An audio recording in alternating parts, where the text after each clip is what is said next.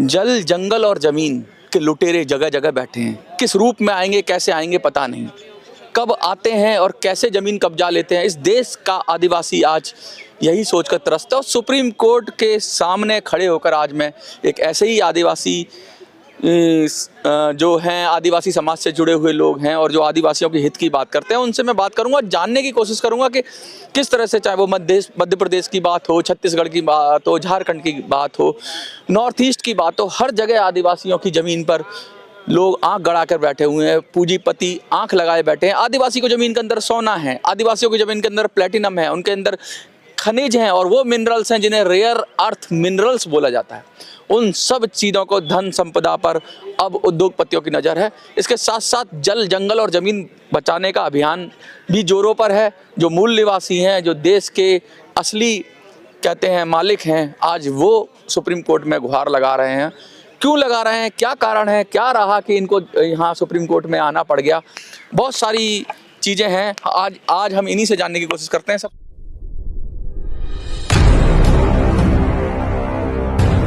सबसे पहले सर, आपका नाम और संगठन का नाम। मेरा नाम एडविन भारतीय है और मैं विजन ऑफ बाबा साहब वेलफेयर एसोसिएशन का राष्ट्रीय अध्यक्ष हूँ और बिरसा मिसाइल फोर्स उसका मैं फाउंडर हूँ। बिरसा मुंडा बिरसा मिसाइल फोर्स जी। ये नाम में ही जबरदस्त एनर्जी है। ये नाम का कुछ क्या है, कैसे नाम आपके दिमाग में आया कि मिसाइल फोर्स? सर, मैं बताना चाहता हूँ कि अभी तक जितने भी संगठन बने हैं, भले वो कोई सा भी समाज का हो या कोई सा भी वर्ग विशेष का हो, तो वो जमीन पे लड़ाई लड़ते हैं। लेकिन हमारी लड़ाई थोड़ी अलग प्रकार की है।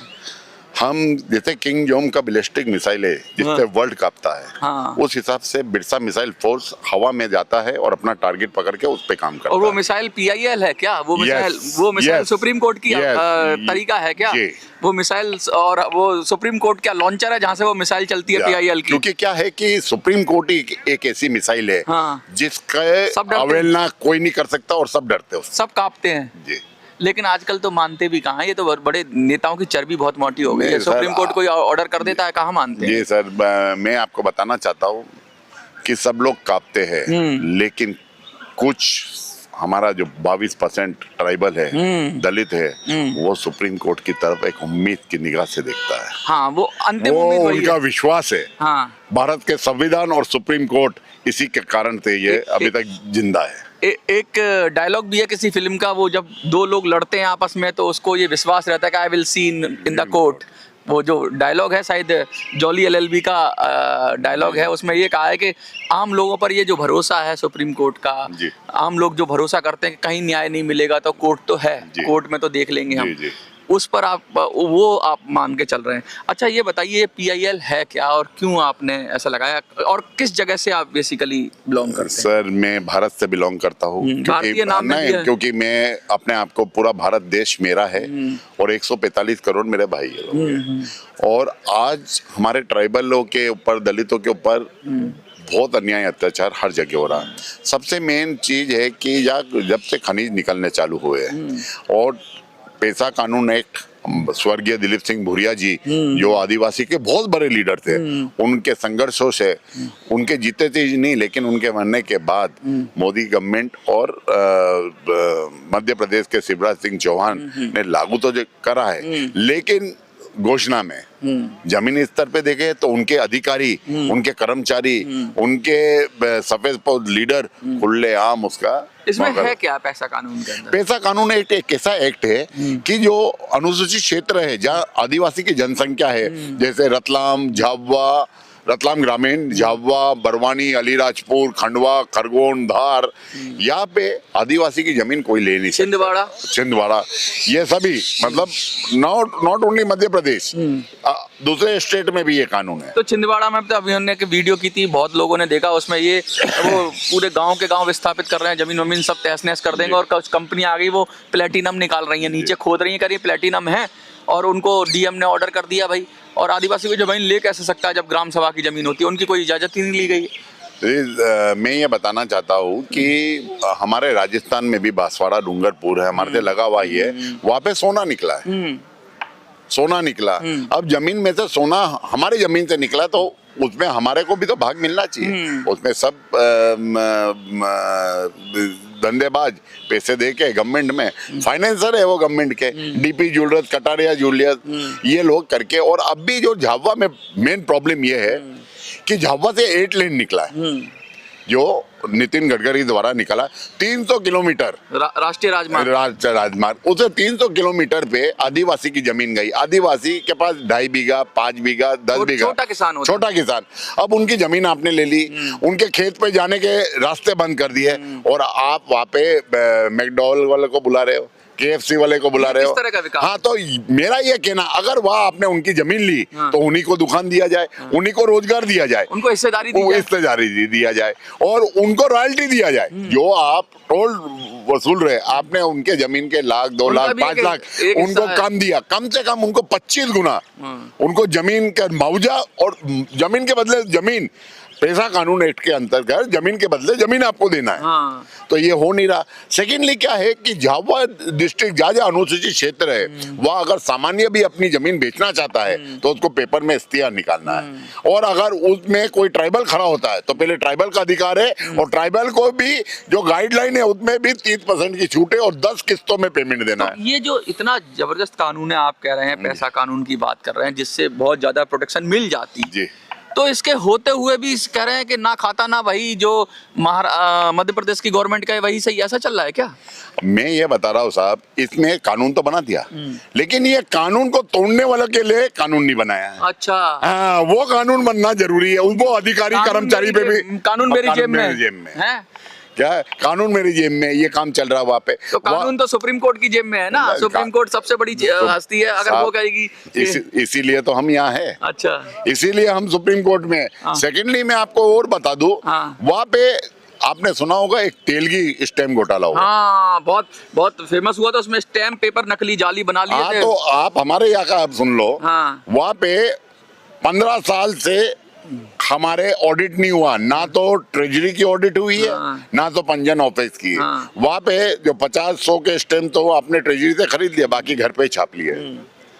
तो कोठारी बंधु, नितिन कोठारी, सुभाष कोठारी, सतीश कोठारी, उत्कर्ष कोठारी, सुशीला कोठारी, इनके द्वारा ये स्टैम्प छापे गए और इश्यू के ऐसा अंधकार चल रहा है वहाँ पे। और वो लोग नगरी चौपट राजा 25 गांव अपने नाम कर लिए। झाबुआ डिस्ट्रिक्ट जहाँ आदिवासी 85% है, वहाँ पे 45% जमीन इनके पास है। अच्छा। अब आदिवासी के पास है नहीं, है कुछ नहीं, उसके ऊपर कॉलोनियां काट रहे, बिना परमिशन की कॉलोनी चल रही, कृषि भूमि पे कॉलोनाइजर के बिना लाइसेंस के। इसमें क्या अधिकारी मौन क्यों बैठे, उनको क्या हिस्सा नहीं मिल रहा है? अच्छा, ये जो आप एक और बात कह रहे थे कि बहुत सारे धार्मिक स्थल बनाकर, स्कूल बनाकर जमीन कब्जा की जा रही है, वो क्या प्रकरण है? क्या ऐसा हो रहा है कि भाई ऐसी चीज़ें बना दी जाती है, जैसे कहीं पे चर्च बना दी, कुछ और बना दिया, और चर्च उसके नाम पर कह दे भाई आदिवासियों, किसी नौकर के नाम पर, किसी के नाम पर उन्होंने वो प्रॉपर्टी ले ली। क्या चक्कर है? अभी अगर आप देखना चाहोगे तो अगर आज जांच का विषय है, और ये जांच होनी चाहिए, और CBI जांच हो। सुप्रीम कोर्ट ने तो ऑलरेडी एक रिटायर्ड जस्टिस के का बेंच बना के जांच के ऑर्डर कर दिया है। आपको मैं बता दूं, वह चर्च भी बन रहे हैं अवैध रूप से, अपने मस्जिद भी बन रही है, मंदिरें भी बन रहे हैं, और स्थानक भी बन रहे हैं। अब आदिवासी की जमीन पे क्या, आदिवासी मूल निवासी है, उसका कोई धर्म नहीं है।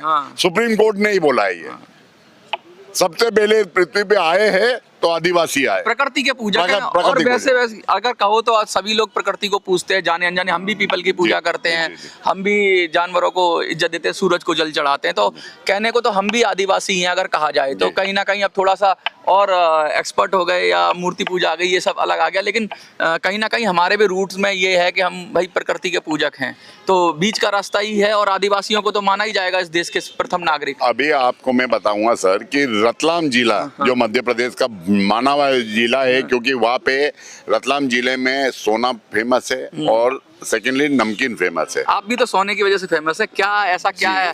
क्या मतलब अपने बारे में भी तो बताइए, क्योंकि मैं देख रहा हूँ वो भी मैं बताऊंगा। गोल्ड मैन के नाम से जाना जाता है आपको।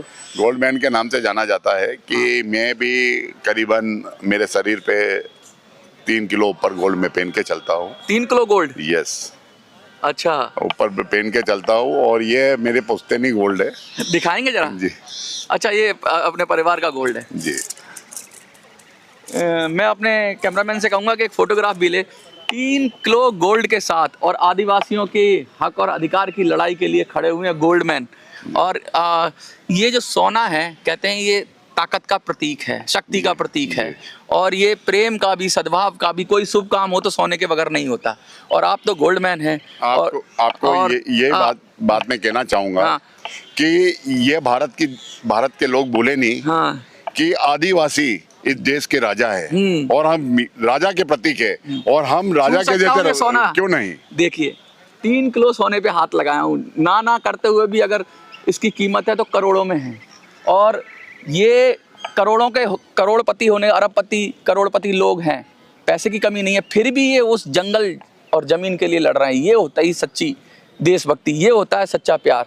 ऐसा नहीं है कि आप बैठ गए जाके करोड़ों रुपया बैंक में डालकर बैठ गए और जनता के लिए नहीं खड़े हो रहे हैं।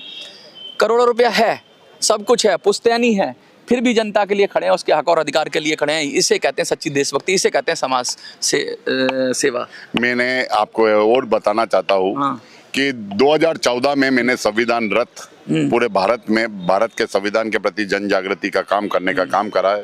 पूरे प्रदेश, हर जिले, हर तहसील में गया हूँ, और साथ लगे मैंने ये मेरे पूरा जो शरीर है, मेरे मरने के बाद इसके जितने ऑर्गन्स जो काम आएंगे वो SC ST समाज को जाएंगे, और बचा हुआ शरीर मेडिकल कॉलेज को दान होगा, उस पे वो रिसर्च करेंगे। तो आपने तो पूरा जीवन ही दे दिया समाज के लिए। मैं लाया क्या था, क्या लेके जाऊंगा? यहीं से मिला।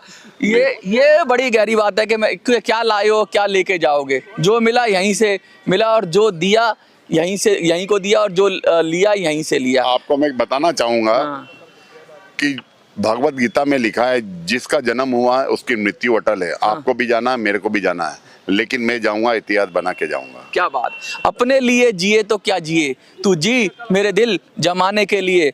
और कहते हैं ना, रोते हुए आते हैं सब, हंसता हुआ जो जाएगा वो मुकद्दर का सिकंदर जाने मन कहलाएगा। क्योंकि मुकद्दर का सिकंदर बनना है आपको, तो ये सब लूट खसूट इसको छोड़ो, ये मरना सबको है। अगर लूट खसूट करके आज किसी की जमीन कब्जा लोगे, कितना जीवन है, 100 साल, उसके बाद फिर आपसे कोई छीन लेगा। ये जो छीन झपट की है, जैसे डोनाल्ड ट्रंप कर रहा है, आज देखा ना, अभी वेनेजुएला पे अटैक कर दिया, अभी मैक्सिको पे अटैक कर रहा है। ये जो छीन झपट वाली मानसिकता है, यहाँ भारत की तो नहीं थी ये मानसिकता, तो दूसरे की ज़मीन पे कब्जा करने की यूरोपियन आई या अरब से आई। यहाँ के लोग तो हमेशा सबको वेलकम करते थे, आओ रहो। यहाँ के लोग, यहाँ की मिट्टी तो ऐसी कभी छीना झपटी नहीं की। ये क्या चल रही है, दुनिया विनाश की ओर जा रही है, क्या लग रहा है? हमारा संगठन जो बिरसा मिसाइल फोर्स और विजन ऑफ बाबा साहब वेलफेयर एसोसिएशन 20 फरवरी से विश्व शांति के लिए पद यात्रा कश्मीर से कन्याकुमारी तक कर रही है, और 10,000 की संख्या में ये लोग रहेंगे। और हम सिर्फ एक मैसेज देना चाहते हैं पूरे वर्ल्ड को, आज आपके चैनल के, कि मार काट से कुछ नहीं होगा। आज आप ये बताओ, इजराइल में कितने मरे, हमास में कितने मरे, और डेली बच्चे मर रहे हैं, क्या वो सब पापी थे? नहीं। तो ये भी आपने कहा कि भाई भगवान कहाँ है? अगर भगवान बचा लेता, क्योंकि उसकी क्या गलती है 3 साल की, उसका क्या टेस्ट ले रहा है? अगर ऐसा ले रहा है तो फिर तो नहीं। लेकिन हम आज भारत के भगवान के पास ही आए, क्योंकि सुप्रीम कोर्ट भारत का मंदिर है, और इसके अंदर बैठने वाला भगवान, क्योंकि जब आप इनके सामने जाते हैं तो माय लॉर्ड बोलते हैं। माय लॉर्ड का मतलब है मेरा भगवान। और अंत में मैं सिर्फ इतना बोलना चाहूंगा कि हमारे तेलंगाना के साथी भी है, वहाँ पे भी आदिवासी का जो आरक्षण है, उसमें से भी बंजारा समाज को शामिल करके उनको इनके आरक्षण भी ले लिया गया। बंजारा समाज की तो गिनती नहीं हो पा रही साहब। बंजारा समाज वो था जिन्होंने पृथ्वीराज, माफ करिएगा, ये जो मेवाड़ के राजा थे, क्या नाम है, महाराणा प्रताप के साथ उन्होंने संघर्ष किया। आपको मैं बताना चाहता हूँ, उनके साथ लड़ाई लड़ी। आपको मैं बताना चाहता हूँ ट्राइबल का इतिहास 2 शब्दों में, कि ट्राइबल वो ट्राइबल है कि जब महाराणा प्रताप को जरूरत पड़ी तो पुंजा राणा भील ने उनको जिताया है। बिल्कुल बिल्कुल। आपको बताना चाहता हूँ कि जब भगवान राम वनवास में थे तो सबरी माता ने अपने झूठे भेड़ से उनका इलाज कराया।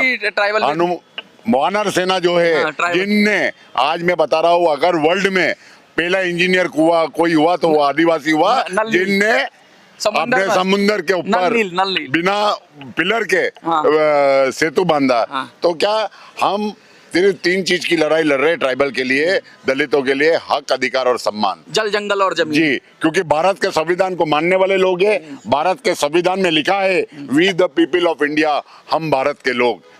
तो कहीं ये नहीं लिखा कि ये जाति का हो या वो जाति का। तो इसके बाद आखिरी में हम ये रैली होने के बाद जो हमारा ये क्रॉस कंट्री का हो रहा है, उसके बाद जाति हटाओ देश बचाओ का एक निकालेंगे। जाति जोड़ो नहीं, जाति हटाओ। क्योंकि जो ऊपर वाला कहीं है तो उन्होंने पैदा करा, तो कोई चिंता पैदा नहीं करा है। हम लोगों ने आपस में एक दूसरे को बांट लिया है। ईगो की लड़ाई है, जमीनों की लड़ाई है, तेल की लड़ाई है, सोने की लड़ाई है, और आखिरी लड़ाई अब पानी की होगी। क्योंकि भारत के पास भी बहुत मीठा पानी है। भारत के पास बहुत मीठा पानी है और भारत के बहुत मीठे लोग हैं। ये बात आप जरूर ध्यान में रखिएगा, और ऐसे ही मीठे लोगों के साथ हम मीठी बात करते रहेंगे। लेकिन मीठी बात भी बड़ी कड़वी होती है, लोगों को लगती है जिनको कड़वी बात पसंद है।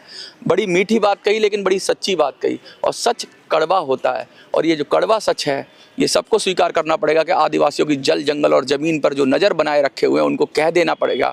उनको कहना पड़ेगा कि आज देश के सबसे बड़े मंदिर में भगवान के सामने जो अर्जी लगी है, उस अर्जी में कह दिया है कि बस हमारी जो है, जो मांगे हैं वो मांगे नहीं, हमारा अधिकार है। हम कुछ मांग नहीं रहे हैं। हम मालिक थे इस देश के, इस ज़मीन के, इस जंगल के, इस संपदा के, और आज हमें उससे वंचित किया जा रहा है। आपको क्या लगता है, आदिवासियों की आवाज़ को इसी पूरे ज़ोर शोर से उठाना चाहिए? और ऐसे लोग, समाज में समर्थ, शक्तिशाली, मजबूत लोग अगर आगे आएंगे, आदिवासियों की आवाज़ उठाएंगे, तो मुझे लगता है हक और इंसाफ की मंजिल दूर नहीं है। आपको क्या लगता है, कमेंट में लिखिए। देखते रहिए मिनी संसद। धन्यवाद।